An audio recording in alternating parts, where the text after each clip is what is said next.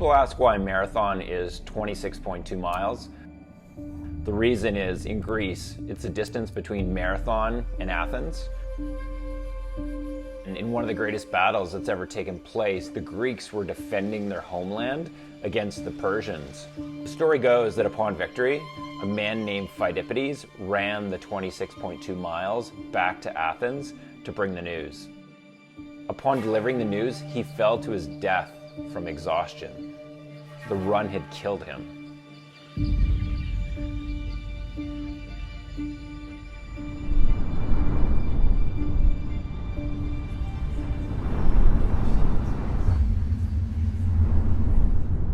The reason I do these races is my whole life I felt average. When I was younger, my dad wasn't around a lot, and I didn't feel like I had a lot of guidance. I wanted to take on a big adventure like this because it was something physically demanding that I could control, and perhaps this masked over some of the lack of success that I was having in life.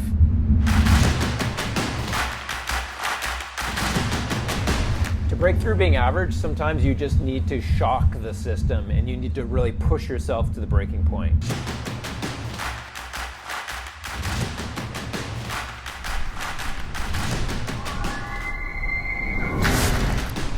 These races are some of the most extreme and difficult terrains in the world. They do not make it easy on you.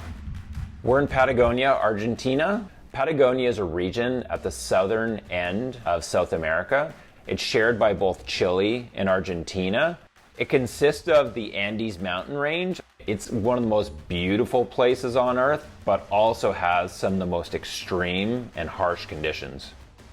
The race is 6 days long. It's 160 miles and 250 kilometers.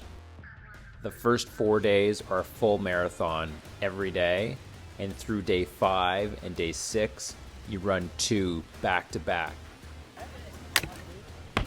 On average, about 30% of people drop out of these races. I know what it's like to fail. In 2011 in the Sahara race, I was physically and mentally exhausted. My spirit was broken. I quit halfway through. I just felt like I couldn't go a step further. That could have been the end right there, but there was something calling within me that just pushed me to keep going. You have to be very prepared. You can risk injuries, twisted ankles, breaking bones, hypothermia. There are real risks. We're entering as a team this time. One of my teammates is from Canada. He's half Canadian, half Iranian. My name is Ash Mokhtari. I'm a dentist. I'm originally from Iran, but I live in Canada. Ash is definitely the fastest. And then our second teammate is from Boston. My name is Jesse Bissett. I just love being on the trail. Jesse, Ash, and I met in Iceland in 2013. It was cold and it was wet, and our camaraderie and the trust we built helped us all finish that race.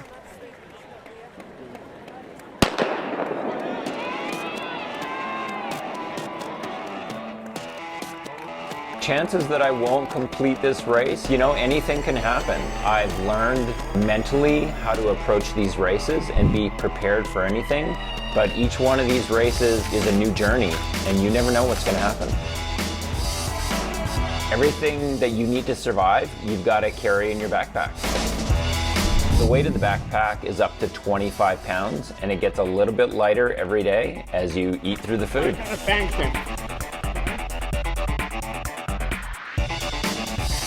Ash is definitely the lead. He's the fastest.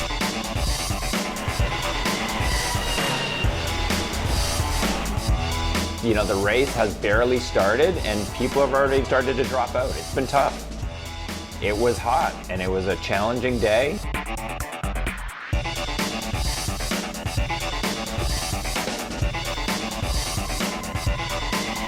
Day 1 was good overall.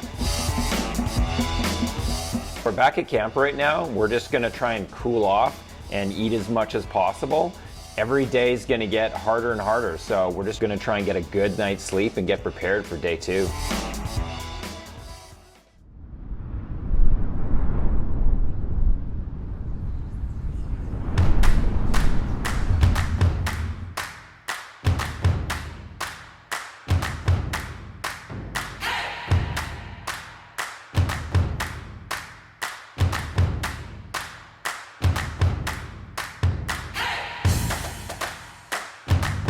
Jesse and I are struggling today. Ash is pulling us along. Today was brutal. I'm not sure if my nutrition was off or I didn't eat enough last night. It's really hot out there and the sun just feels like it's blazing down on us. But I pushed as hard as I could to keep the pace. Ash is always strong. He led a really good, disciplined pace for us. You know, with his leadership, we were able to have a good day.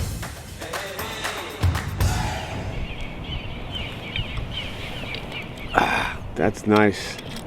Nice lunch and breakfast.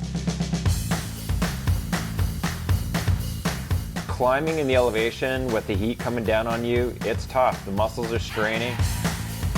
Today's a rough day. Pretty much everybody's suffering. Day 4, you know, it's 2-3 times as bad. Someone out, you know, stuck in the side of the road today that was badly dehydrated, had to pull out. It's windy and misty, and at one point Colin said we'd been through 29 or 30 river crossings. We start with running 10 minutes and then walking a minute to give ourselves a break. And as we get more tired over time, we'll move that down. You really have to be regimented to stick to what you say you're going to do. You've got to earn every mile. I think I learn more about myself in each one of these races. I acquire 2-3, new skills. One of the skills that I'll bring back is discipline. Day 5 is kind of like hell on earth. You put 2 days in the same day. We're hoping between 12 and 14 hours. It's light drizzle right now. This is the long day. This is the one where you got to push yourself extremely hard. You look off to the mountains, looks like it could snow. We could get anything.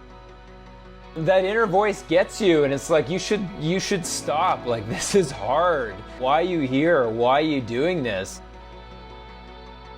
And the average inside you is what wants to stop you. But in order to break through that, I just really need to focus on one breath at a time, one left foot, one right foot at a time.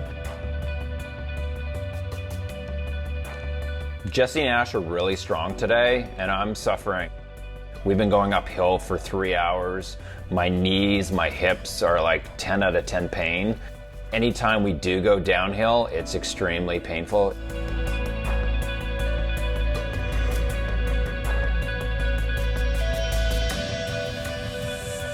It's tough out there. It's still not over, but there's a sense of gratitude and appreciation, even through all the pain, for the beauty that surrounds you. It's an incredible feeling.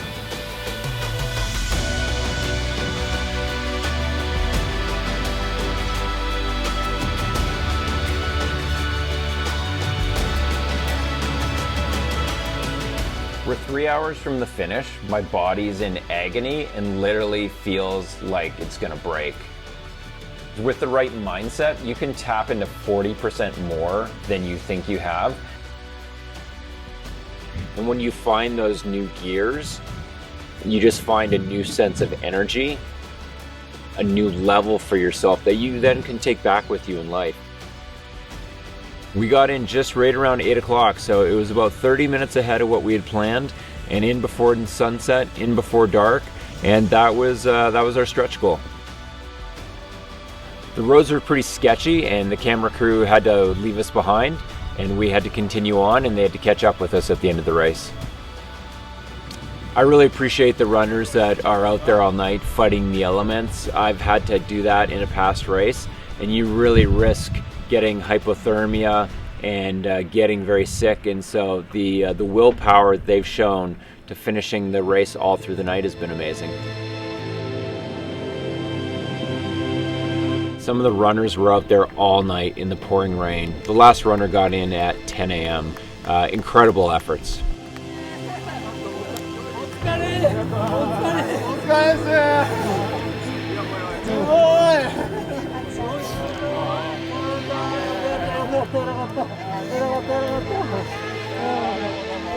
It's really hard to describe what it feels like to finish these races. You put so much energy and effort training for them.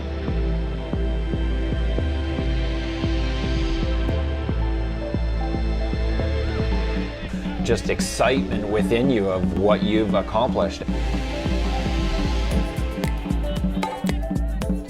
Everyone struggles and has doubts. Defeating Averrage is the ability to reset from a failure and reframe a positive path forward. It's never too late to start on something that is a big, audacious goal that you want to chase after.